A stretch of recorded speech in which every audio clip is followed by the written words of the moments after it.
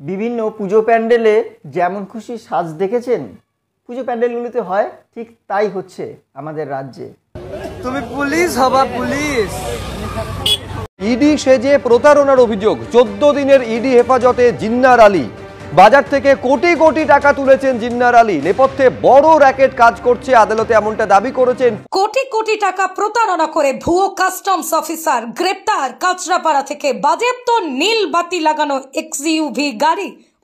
ভুয়ো অফিসারদের পর্দাফাঁস, পুলিশ, এরপরে ইডি, এবার কাস্টম অফিসার সাম্প্রতিক গ্রেপ্তার এবং প্রতারণার জাল।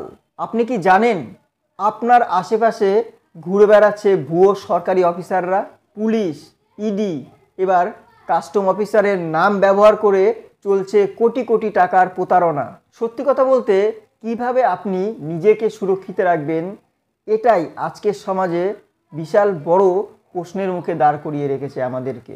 সম্প্রতি আপনারা সকলেই দেখেছেন যে সোশ্যাল মিডিয়া জুড়ে যিনি অঙ্কিত ঘোষ গত 1 বছর থেকে পুলিশের বিভিন্ন রকম পোশাক, নেমপ্লেট, টুপি থেকে শুরু করে যাবতীয় যা প্রয়োজন একটা পুলিশের চাকরি করাতে সমস্ত কিছু নিজে তৈরি করেছে, মানে জোগাড় করেছে করে বিগত 1 বছর থেকে সে পুলিশ সেজে সব জায়গায় বিভিন্ন জায়গায় ঘোরাঘুরি করে, ঘুরে বেড়ায়। এমনকি তার পরিবারের লোকও জানে সে পুলিশের চাকরি পেয়েছে, পাড়ার লোক থেকে শুরু করে সকলেই এই পুলিশকেই আবার পুলিশে ধরে নিয়ে যাচ্ছে, সেটাও আপনারা সোশ্যাল মিডিয়াতে দেখেছেন। এরপরেই আবার আরও একজন অফিসার ধরা পড়েছে, ইনি নিজেকে ইডি অফিসার বলে দাবি করে বিভিন্ন রকমভাবে কোটি কোটি টাকার প্রতারণা করে যাচ্ছে। তাকেও পুলিশ গ্রেপ্তার করেছে বিভিন্ন সূত্র মারফতে। ইডি তো গেল, এরপরও আবার কাস্টম অফিসার, এই কাস্টম অফিসারও বিভিন্ন জায়গায় কোটি কোটি টাকার প্রতারণা করেছে। বিভিন্ন রকমভাবে তাকে তদন্তর মাধ্যমে তাকেও ধরা সম্ভব হয়েছে। এনারা তো কোটি কোটি টাকার প্রতারণা করেছে, এর থেকে তো অঙ্কিত ঘোষ যে পুলিশ অফিসার, মানে পুলিশ কনস্টেবল সেজে এতদিন ছিলেন, তার কিন্তু একটা ভালো দিক আছে। সে কিন্তু নিজে পুলিশের পোশাক পরলেও পুলিশের ডিউটি কিছু কিছু জায়গায় পালন করেছে। সেই ভিডিওটা সোশ্যাল মিডিয়ায় ঘোরাঘুরি করেছে যে ট্রেনের মধ্যে কোনো একজন ব্যক্তি যে সিগারেট খাচ্ছিল তাকে সেইখানেও সে ডিউটি করেছে। এরকম বিভিন্ন রকম জায়গায় ডিউটি করেছে, পুজো প্যান্ডেলে, স্কনের মন্দিরের ওখানে ডিউটি কর্তব্যরত অবস্থায় দেখা গেছে, এরকম বিভিন্ন জায়গায় পোস্ট করেছে। হ্যাঁ, সেটা হয়তো উনি সবাইকে দেখানোর জন্য করেছে, কিন্তু এই দিকটাও ভালো দেখতে হবে, উনি কিন্তু কোনো প্রতারণা করেনি। মানে ইতিমধ্যেও এখনও খবর পাওয়া যায়নি, জানি না পরে কি হয়েছে আর উনি কি উদ্দেশ্যে এইরকম ছদ্মবেশ বা পুলিশি পোশাক পরে মানুষকে একটা বিভ্রান্ত সৃষ্টি করেছে।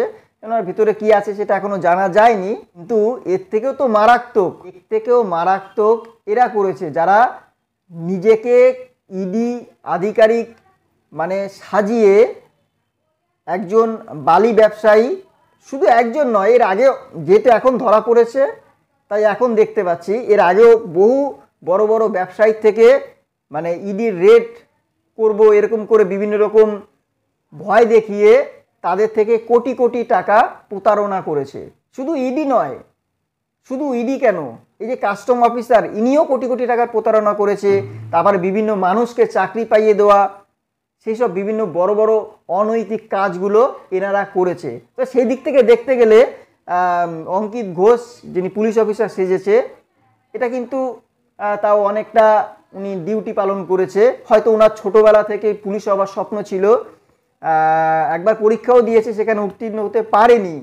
সেই মুখ লজ্জার খাতিরে সে সবাইকে বলেছে যে উনি পরীক্ষায় পাশ করেছে এবং পুলিশের চাকরি পেয়ে গেছে। এবার যেহেতু বলেছে, এর জন্য মানে আপাতত সূত্র মারফত যেটা বোঝা যাচ্ছে যে সেই জন্য উনি পুলিশ পোশাক কিনে ডিউটির মতন করে এতদিন পর্যন্ত চলছিল। তো যাই হোক, বলে না আইনের হাত অনেক লম্বা, তো যাই হোক সেই ভাবেই পুলিশের জালে ধরা পড়েছে। তবে বিষয়টা কি বলুন তো, সত্যি এখন মানে যেইভাবে এরকম মানে ওই যেমন খুশি সাজোর মতন যে কেউ যা কিছু নিজেকে বানিয়ে মানে সমাজের মধ্যে চলাফেরা করছে, এই কেউ পুলিশ অফিসার হয়ে যাচ্ছে, কেউ ইডি হয়ে যাচ্ছে, কেউ সিআইডি হয়ে যাচ্ছে, কেউ কাস্টম অফিসার হয়ে যাচ্ছে, তার সেই পোস্টের প্রভাব খাটাচ্ছে বিভিন্ন জায়গায়। এরপরে তো মানে সত্যি কথা বলতে এরপরে সাধারণ মানুষের মধ্যে এখন প্রশ্ন হয়ে উঠে দাঁড়াবে যে পাড়ার মধ্যে যে কোনো পুলিশ দাঁড়িয়ে থাকে বা ডিউটি করতে থাকে, মানে প্রশ্ন উঠবে যে আদৌ পুলিশ তো না বা কোনো ভুয়ো পুলিশ, বা কোনো আদৌ কোনো অফিসার তো বা কোনো ভুয়ো কিছু, এই প্রশ্নটা উঠবেই। এটাই সাধারণ মানুষ, তাই না? যা অবস্থা এখন সমাজে চলছে, মানে জানি না কোন পজিশনে গিয়ে পৌঁছাবে, মানে যেভাবে মানুষ আস্তে আস্তে মানে এই সব কিছুই নকল তৈরি হয়ে যাচ্ছে। আজকে মানে কোনো কিছুই যারা সমাজকে রক্ষা করছে তাদেরকেও মানে ছাড়ছে না, তাদেরকেও নকল করে চলছে এরকমভাবে, প্রতারণা বিভিন্ন রকমভাবে।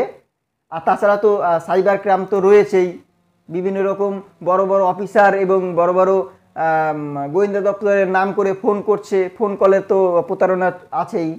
আসলে সমাজটা এখন এমনভাবে পৌঁছে যাচ্ছে না, মানে প্রতারণার জালটা এতটা ক্রমশ বিস্তার হচ্ছে যে মানুষ, সাধারণ মানুষ এর থেকে বেরিয়ে আসা খুব কঠিন একটা জিনিস হয়ে যায়, তাই না?